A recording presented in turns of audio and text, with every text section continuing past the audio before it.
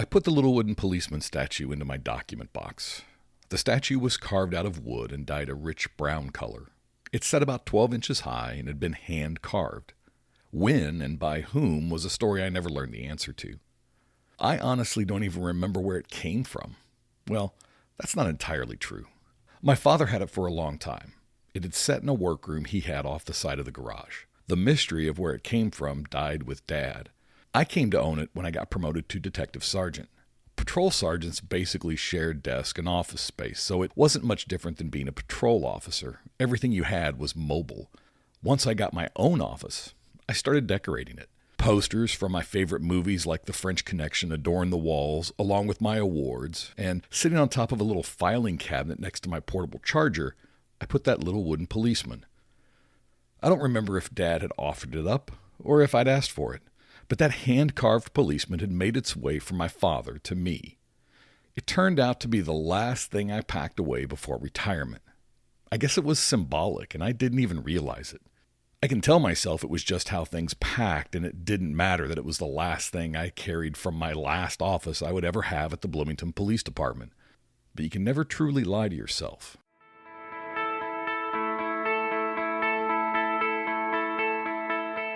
It's time to start telling our own stories. I'm Steve Kellums, and welcome to Blue Canary.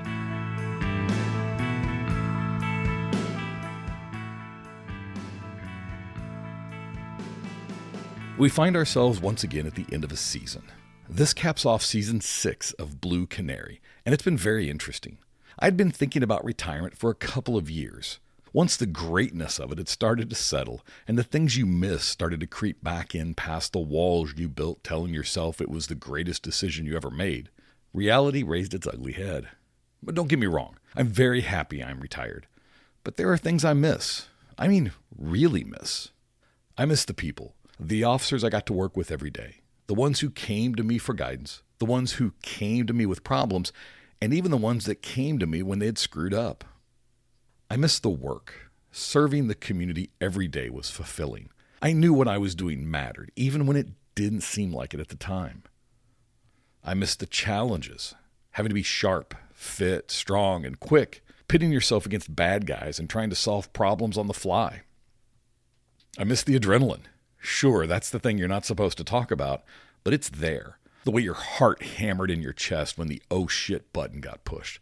The feeling you had at the end when you'd won. I miss the identity. I miss being a cop and everything that comes with that. When I settled on retirement for this season's focus, it was because I wanted to talk about that thing that had been weighing on me, the lack of support. I'd chatted with fellow retired officers who said they didn't feel supported. I chatted with my military friends who had vastly different experiences upon retiring, and I did my research, looking for programs, communities, and people to help. What I found just made it worse. So I started putting together a season that would help officers make that transition. I talked to Nick Daugherty about getting your financials in shape. Far too many cops can't retire because they just can't afford it. That's one of those simple things that can get squared away with just a little effort. It's never too late. So I start our financial wellness training out with a quote. It says, no excuses. It doesn't matter where you've been. It only matters where you're going. If you keep the stinking thinking mentality, you're going to keep getting stinking thinking throughout your life. And if you wait 4 or 5 years to start planning for retirement because of the poor, pitiful old little man me syndrome, all you've lost is 4 or 5 years, right? It doesn't change it. It just makes it tougher. And we tell recruits that they should start planning for retirement from day one. I brought in my old friend Dave Rhodes, who I feel mastered the concept of hobbies. We talked about his music, his martial arts, and his writing. His reason for staying busy in retirement was direct and to the point. Hobbies are things that keep me busy so that when I stand up, I don't look down and wonder why the couch is still stuck to my butt. I spoke with Zachary Sains, who was brave enough to share his own story of mental health and the challenges he faced, as well as the challenges he tries to help other officers with. So what I like to do and tell people is before the badge, we were still Zach, or we were dad. Behind the badge, we're still Zach, dad, babe, husband, wife, grandpa, grandma, dad, mom. You know, we're we're still all those things behind the badge. The badge is something that we do to provide food, shelter for our families and to keep our community safe. We have to remember that we're still human. We're still the people that we came into the world as. If we start recognizing that, hey, you know what, we're more than the badge before retirement. Once you get to retirement, it'll be easier for you to ease into the retirement. And finally, I spoke with Jessica Flores about her next shift. She shared her story of forced retirement and the challenges of finding purpose after law enforcement. Her company, Next Shift, is designed to aid retired officers in finding their purpose. Yeah, well, the first thing we have to do is realize that this career can be taken from us at any moment and for any reason. So you've got to constantly be thinking about, if this were to happen, what would I do? And part of that is, again, getting to know yourself, get very clear on you, yourself, your family, what you want your future to look like, and why you want that. Create a network now. I get so frustrated seeing people show up for one day on social media and make a post, and then like maybe it doesn't gain any attraction because it's the first post they've ever made and nobody knows them, and then they give up.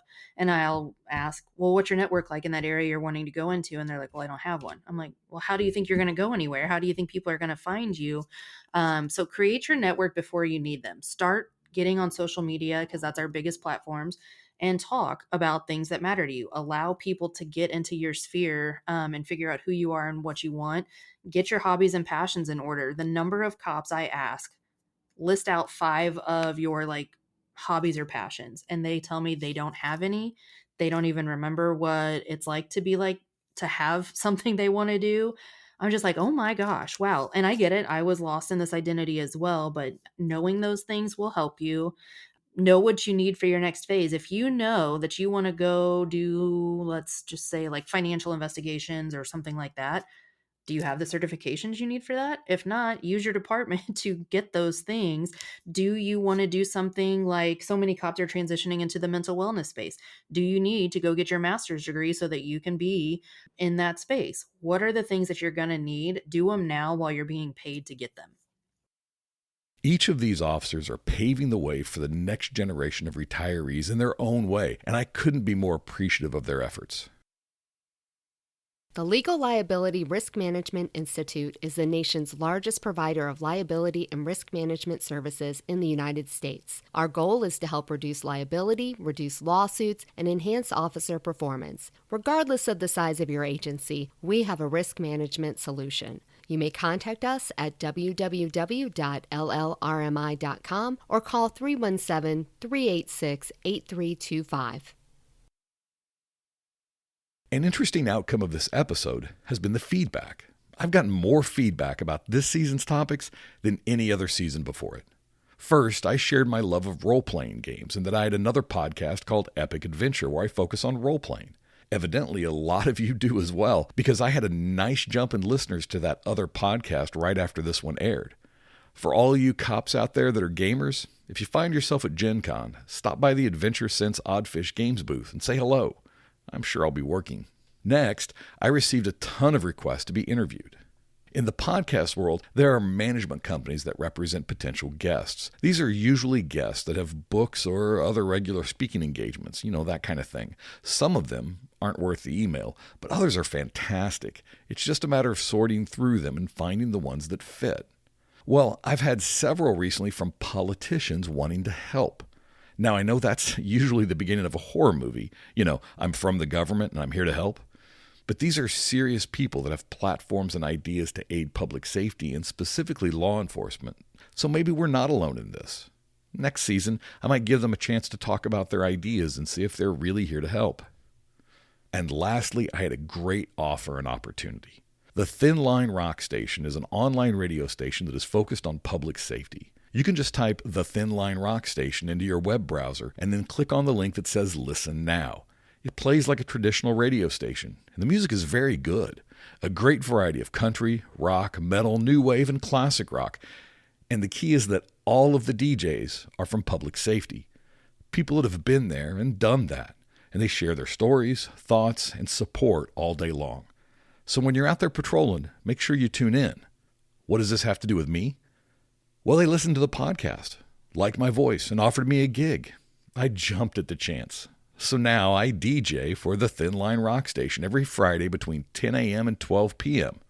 I might even pick up another 2-hour shift sometime in the week. So check it out and let me know how I'm doing. With Thanksgiving just a couple of weeks from now, it's time to wrap up Season 6. I really like this season, and I hope you did as well. What's in store for next season, you ask? Well, that's a great question. I have frequently said I'm a fan of police reform. If you're not innovating, you're dying, and our profession needs innovation badly. My problem has always been with who is doing the reform. People with no idea about law enforcement and usually ulterior motives get involved and just make our job harder.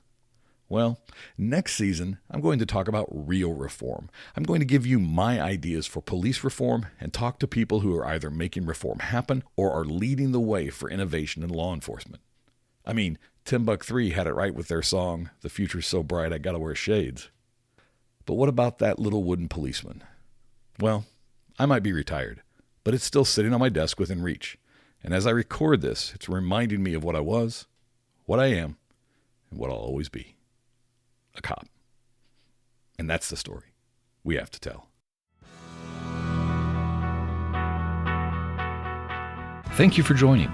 As always, I'm curious what questions you're getting asked. What isn't the news covering? What story needs to be told? Connect with me at bluecanarypodcast@gmail.com.